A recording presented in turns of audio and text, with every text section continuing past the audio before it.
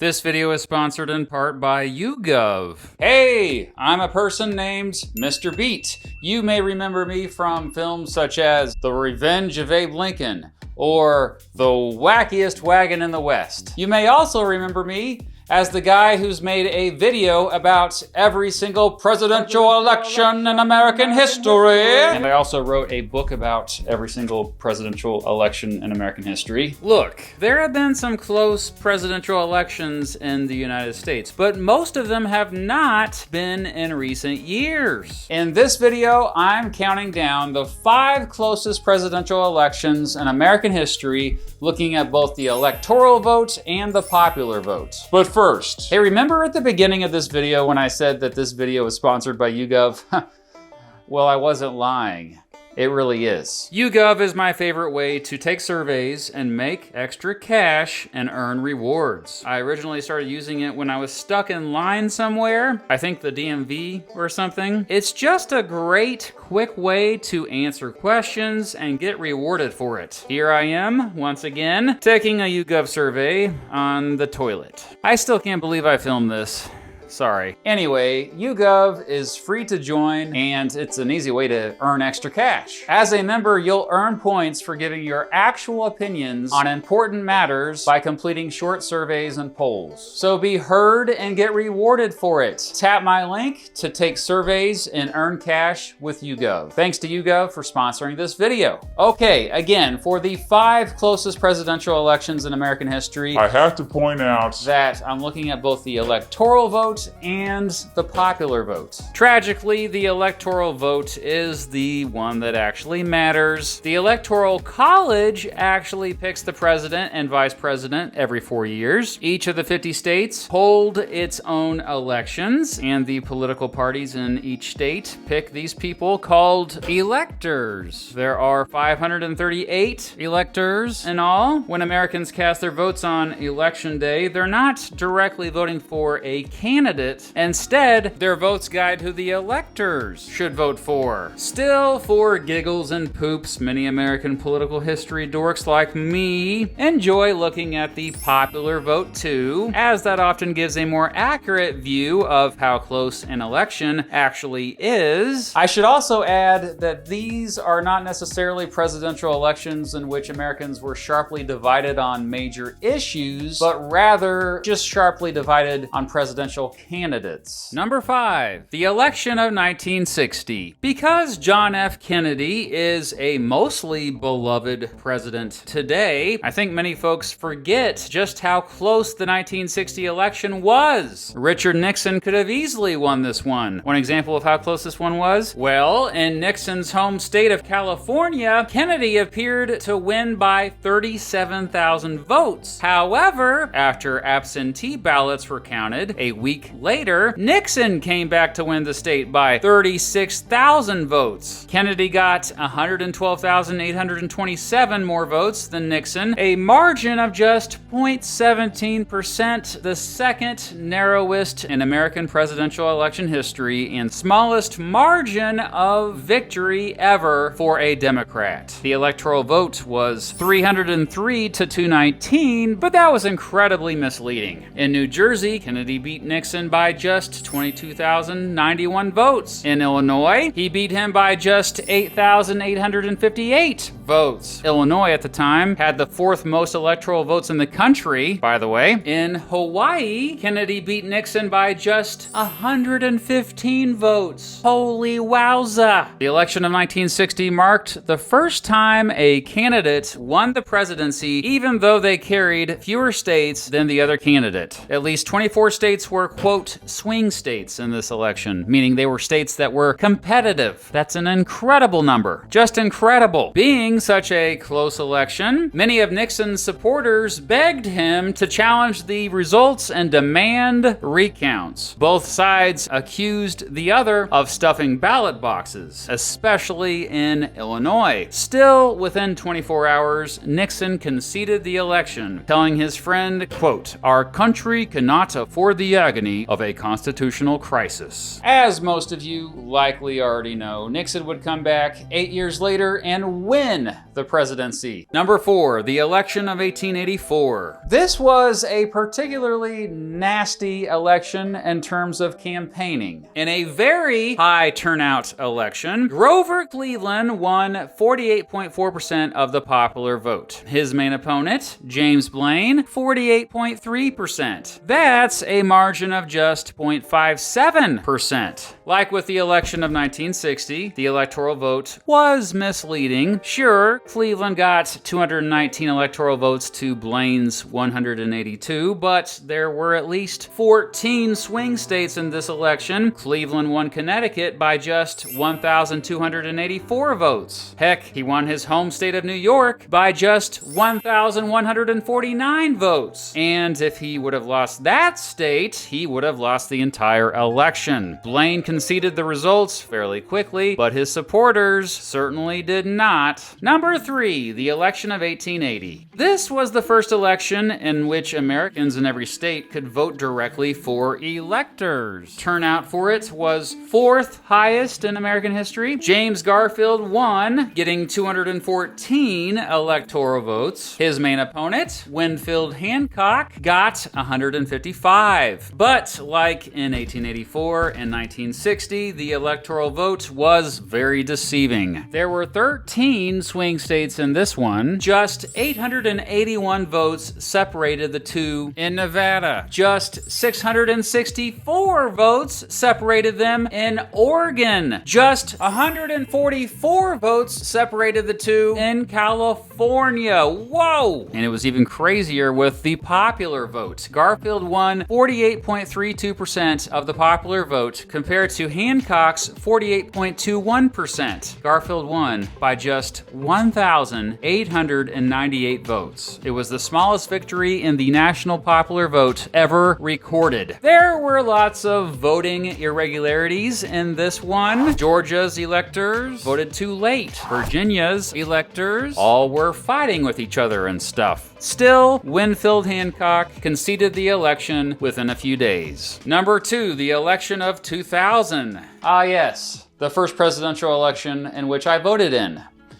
It was a doozy, let me tell you. First of all, Al Gore won the popular vote. He got 48.4%, and his main opponent, George W. Bush, got 47.9%. Gore got 543,895 more votes than Bush. But again, that doesn't matter. Bush won the electoral vote, but only by 5 electoral votes, and it all came down to the electoral votes of one state, Florida. After Election Day, out of the nearly 6 million ballots in Florida, only 1,784 votes separated the two candidates. Because it was so close, Florida law said there had to be a machine vote recount. After the recount, it was even closer. Now Bush's lead was just 327. After another recount, Bush's lead officially was just 537. But because Gore thought the recounts were rushed, he sued Florida Secretary of State Katherine Harris. Long story short, the case quickly went to the Supreme Court, and it sided with Bush, arguing the recounts were not fair. And don't forget that there were at least 17 swing states in this election.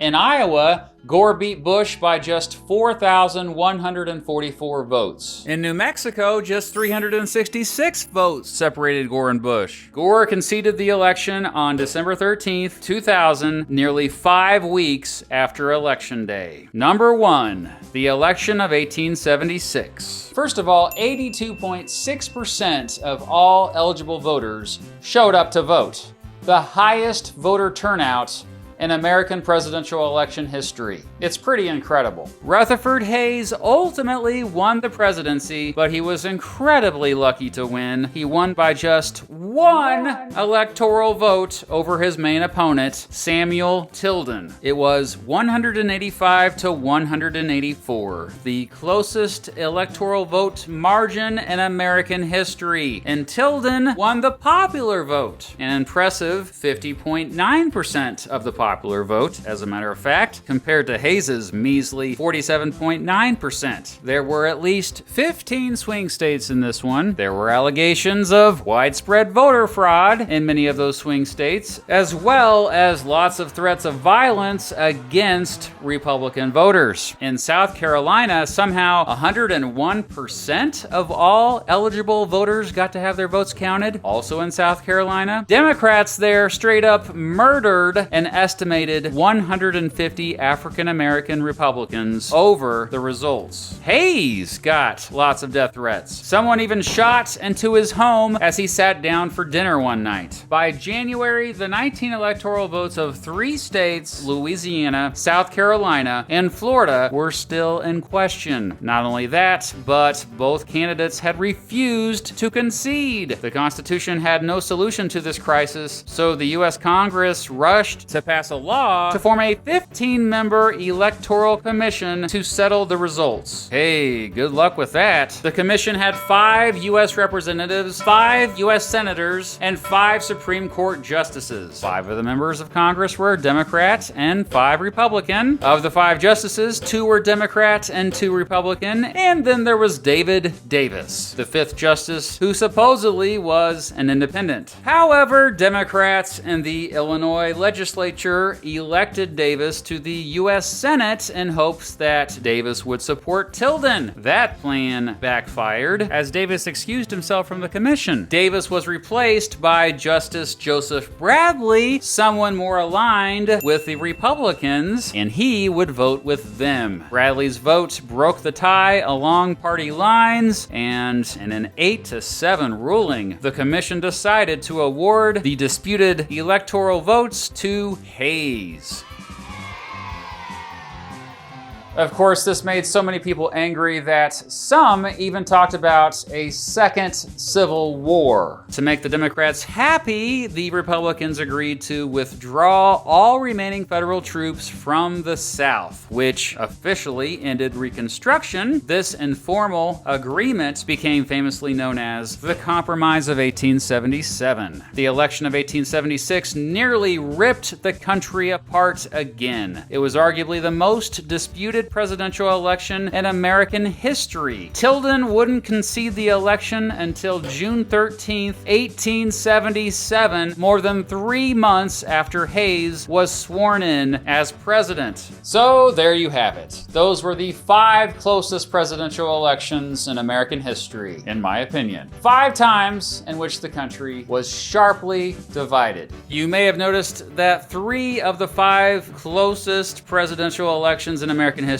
were back to back to back. Look, the 1870s and 1880s weren't really as much a time when Americans were divided on major issues, but instead just more divided on the 2 major political parties. Of course, I have to mention honorable mentions like the election of 1796, election of 1888, election of 1916, and election of 1968. Those were all also very close elections. And you might be surprised to see that the election of 1824 and election of 1800 both didn't make the cut. After all, the House of Representatives had to determine the winner in both of those. Well, the thing is, the majority of the country was actually clearly with Andrew Jackson in the election of 1824. Adams was incredibly lucky to win. I mean, the dude got less than 1/3 of the vote in the Electoral College and popular vote. And what about the election of 1800? I mean, this was the only election in American history to end in a tie, for crying out loud. Thomas Jefferson tied, believe it or not, Aaron freaking Burr. Excuse me?